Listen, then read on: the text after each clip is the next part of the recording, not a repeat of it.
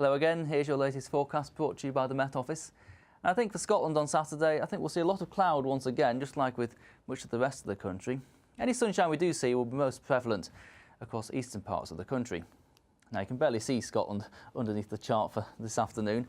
I think the best of any sunshine will be towards Aberdeenshire, Angus, maybe towards Edinburgh and the eastern borders too, but a lot of cloud across much of Scotland this afternoon, and temperatures actually not too far off what we'd expect at this time of year, typically between about 4 and 7 degrees for most of us, although a little bit milder towards the far northwest with a bit more in the way of breeze here.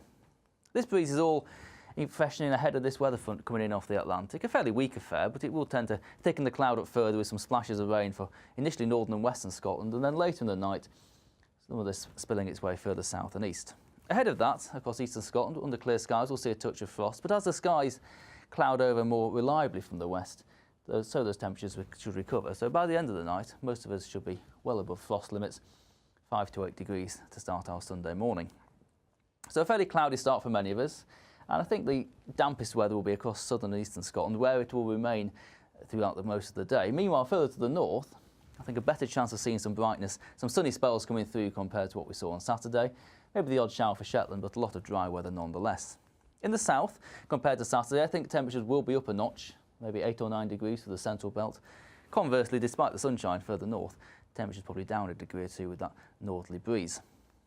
Now we'll hang on to some clear weather across northern and eastern Scotland as well as the Northern Isles through Sunday evening, but I think to the southwest, so the cloud will start to invade once again, and this is all ahead of the next Atlantic system pushing in.